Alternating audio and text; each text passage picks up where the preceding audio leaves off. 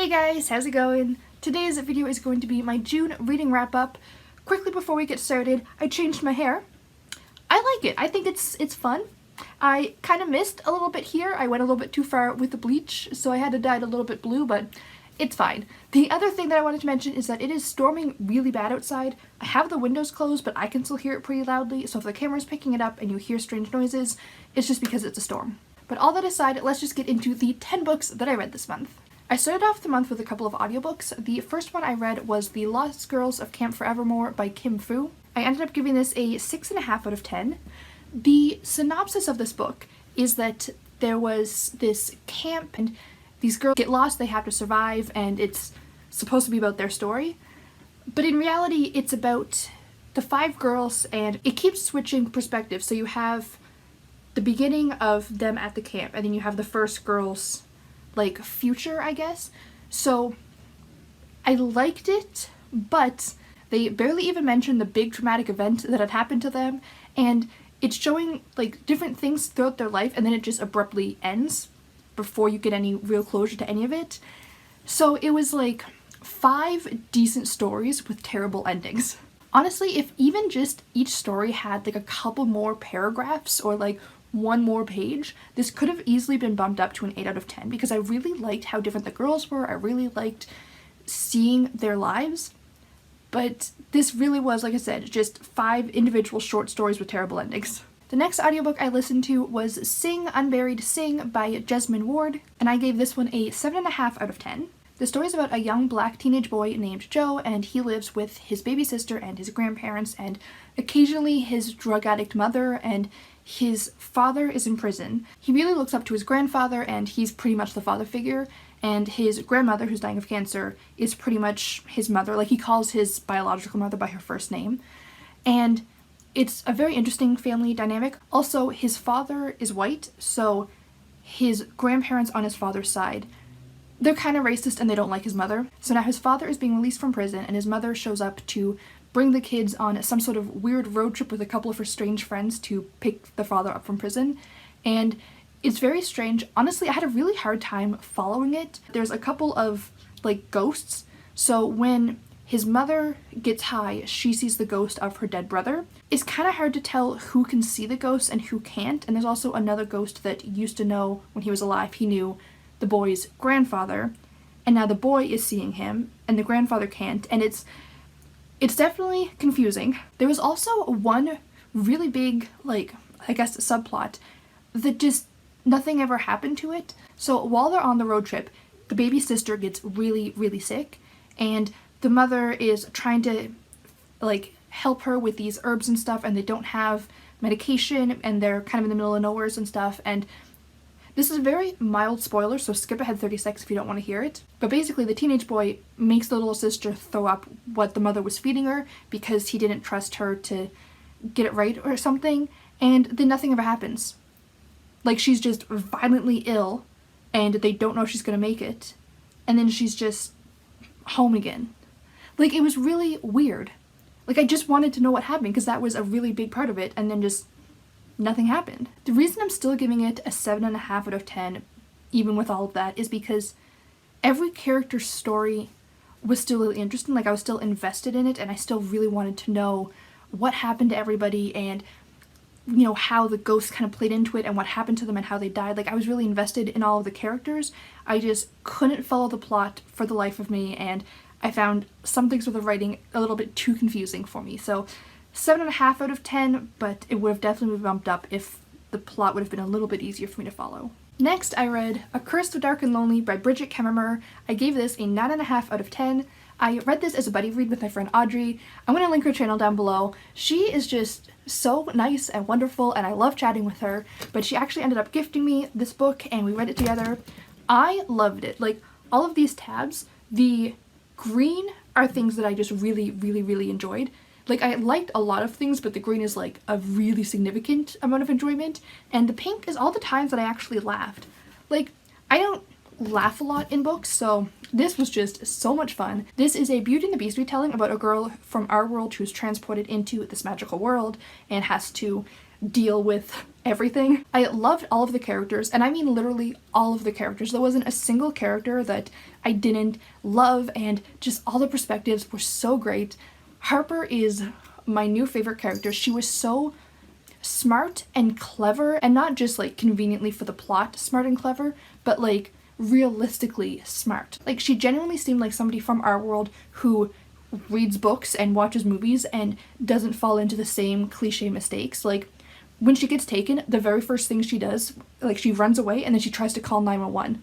Like, nobody ever thinks of that. That is genius. And like, all of the things that she does just makes complete sense. And she's also like a snarky badass who's also really, really kind, and I just really love her. Another thing I really liked is that Harper has cerebral palsy, and I think that the balance was really well done between it being important to the story but not being what the story was about. Like, there are a couple points that it is relevant to the plot because of certain limitations she has with mobility and stuff like that, and it's brought up, but it's never in a way that the book is about that. It's just an aspect of this character. I also really liked that at one point, when the evil witch is trying to bribe her with something, she says that she can fix her, and Harper's like, excuse me, bitch, I'm not broken. And I love her. I love her so much. I also obviously loved the plot. It was really fun. It was not predictable. Like, there was a couple things that I assumed would happen that didn't, and just really interesting. There was only really one thing that I thought was a little bit too convenient for the plot, or a little bit not quite believable enough.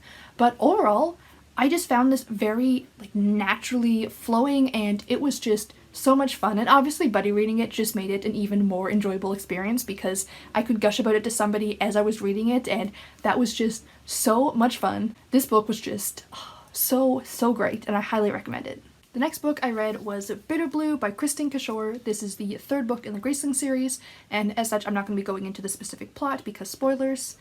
I gave this a 4 out of 10 though. I just didn't enjoy this one. First of all, I haven't really been enjoying this series. I still strongly think that it shouldn't be a 3-book series because this one does tie the first 2 together, but I still believe that the second book should have been a completely different book. It's a different world, it's different characters with the exception of one character that could have easily been replaced. It's a different magic system, there's no overlap whatsoever. And the way that they tie together was honestly just unnecessary. Like, you could have substituted it with anything else. So, as a trilogy, I didn't really like it. And this one, there was just some things about the plot that I just didn't like. There were some things that I think definitely should have happened, and there was some really cool potential for some really amazing things that the author just didn't take advantage of that I really think would have improved the book. The plot really felt way too all over the place, and it sometimes just was really abrupt. Like, there was quite a few times that I thought that I had skipped a page because it was just not making sense, but that's how it was written. It really didn't flow well. So many things were just thrown in. And also, one of the big mysteries, I guess, about this is that there's another Graceling in this, and you don't know what his power is, and he doesn't know what it is. And when you find out, it is the most underwhelming thing in the world. It is so boring. Like, the book would have been better if they just didn't even make him a Graceling. Like, it's just really, really dumb. I didn't mind many of the characters, it's just the story itself I don't think was well crafted. Like, I honestly kind of wish that I would have just read like half the book and then made up the second half because that would have been so much better. And I'm not saying that I'm a better writer than Kristen Kishore, it's just that I think a lot of these things were really disappointing, and I think she's very good at setting things up, but not very good at following through with them, if that makes sense. I realized that I completely forgot to mention the trigger warnings for this book, so I'm going to go into them now. So trigger warnings for self-harm, rape mostly used as a shock factor, torture, human experiments, and mentions of animal cruelty. So keep that in mind. Yeah, 4 out of 10, meh. The next book I read was more what I expected it to be, and that was The Zombie Survival Guide by Max Brooks. I gave this an 8.5 out of 10. This is exactly what I expected it to be, so it really hit the spot for me. It's literally just a fake survival guide about zombies. Like, what more could you need? Also, with the way 2020 is going, this might come in handy. Like, there's probably going to be zombies next week because why the hell not? I'm also a big fan of satire, so this is just so up my alley. It's also incredibly layered. Like, this book really made me have to stop and doubt, like, okay, wait, zombies aren't real though, right? Like, they create a fake virus and a fake, like, reason why there are zombies, but it's referencing so many, like, historical events that I really don't know if they're real. Maybe they're completely made up, maybe it's like stories that were taken from other things. I have no idea. I don't really want to know. I just thought it was so well done. Like, there's like a bibliography in the back, and I'm pretty sure that most of it is fake, but it's just so convincing. Like, this was just so cool. It was also just genuinely well written. Like, as a survival guide, really well written. Like, it just, if there ever is zombies, I recommend this book because this is probably really helpful. Next, I listened to another audiobook, and that was The Deep by Rivers Solomon. I had heard so many great things about this book, and it really lived up to the hype for me. Honestly, I gave it a 9 out of 10. This is the story of essentially a race of mermaids that are the descendants of pregnant black women who, when they were being taken to be sold as slaves, were pregnant, so they threw them overboard and just let them drown, which is so fucked up, and the babies had been born as mermaids. And because their history is so fucked up and traumatic, their world kind of survives because there's only one person that houses all the memories. And then I think it's once a year, but the person that is in charge of remembering gets them all together, shares the memories, and then basically takes them back so that the people kind of know what's going on, and then they immediately forget it, because if they all remembered what was happening all the time, they wouldn't be able to move on. And it was just really intense. And then the person that has the memories, something happens to them. And this was so dark, but also so beautiful. Like, the writing style just really towed that line, I think. It was so heavy, and the emotions were just really well written. The one thing that I think would have made it better for me is this is a novella, and if it would have just been a little bit longer, I would have really enjoyed it a lot more. It would have really pushed it, I think, to a 10 out of 10, because I just really want to know what happened next. I think that's just also a testament to how well written it was and how invested I got in such a short period of time. Like, I don't usually like novellas as much because, I don't know, I'm used to reading like really long fantasy books and fantasy series, so in comparison, novellas just feel too short for me. I also don't read short stories, so I have a little bit of a harder time getting as invested in stories that short, but with this one, I am just so invested in the world, and the writer did such a great job. But overall, it was beautiful, it was dark, it was emotional, it was painful, it was really great, and like I said, a 9 out of 10. Next, I read The Pickwick Papers by Charles Dickens, and I gave this a 7.5 out of 10. This is essentially the story of the Pickwick Club, and they're just a bunch of weirdos, and they go on these adventures, and it's their stories, I guess. Overall, I would say that this story was completely fine. 7.5 out of 10. I liked it. It's not my favorite Charles Dickens, but I enjoyed it. I do have a weakness for well-intentioned, lovable, but bumbling idiot type characters, and these characters really were that for me. My main complaint is that this felt like a whole bunch of short stories about the Pickwickians all just thrown together into an 800-page novel, but to be fair, that's exactly what it is. These were originally a bunch of short stories, and then they approached Charles Dickens and said, hey, you should write a novel compiling all of these, so he did. But you can really, I think, tell that they kind of just jump from story to story, and even though they have things to do with each other, it just feels very much like serialized short stories, if that makes sense. Overall, though, I did find the story was fun. I found the characters were funny. I love Charles Dickens' sense of humor and his social commentary, so I really enjoyed it for that. So, like I said, this was good, not great, but perfectly fine. The next book I read was Crooked Kingdom by Leigh Bardugo. This is the sequel to Six of Crows. I'm not going to be going into the synopsis for that exact reason. I gave this an 8.5 out of 10. I feel like whatever you thought about Six of Crows, you'll have the exact same feelings for this book. I had the exact same likes, dislikes for it, and it was just very much I don't want to say the exact same thing, because obviously the plot is completely different, but it has all of the same elements, so if you liked Six of Crows, you'll like this. If you didn't like Six of Crows, you won't like this. I still loved all the characters and their interactions. I loved how flawed they all were. I loved how none of them were good guys in pretty well any sense of the word. I just liked how many mistakes that they made, like, as people. I did find that so many of these things were just way too coincidental. Like, the characters were too smart, and just in a way that it was unbelievable, and like some of the things that they came up with and certain things were just, I don't know, a little bit too far for me. But overall, I was still invested. I was still really curious to see how they would come up with things. I was really curious to see how all the characters would get what they wanted and how and if that would all happen. So, like I said, I liked it. It's definitely not a perfect book, but 8.5 out of 10 is not bad at all.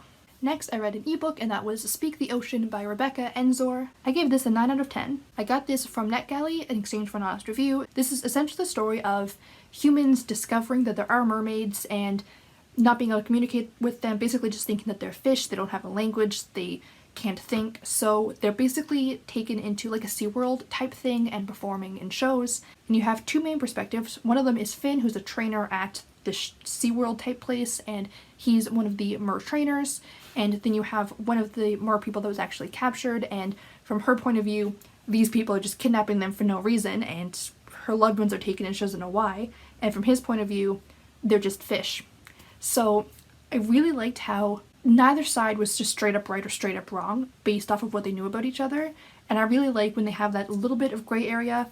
Obviously, humans are shitty anyways, but based off what they knew, they really thought that they were just fish and they didn't realize how terrible they were being. And overall, I just really, really loved this. I loved the writing style. I was really invested in it. I loved both the characters. I loved that Finn was an asshole, but he also didn't get away with being an asshole. Like, the other characters called him out on it all the time, but he was still an asshole.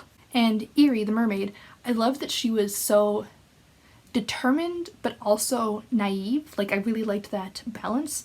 And it was just so well done. I really liked the way the story was crafted. There was just something about the writing that really made the characters come alive and just really leap off the page. Like, I'm half convinced that I didn't actually read this book. I just watched it as a movie in my mind.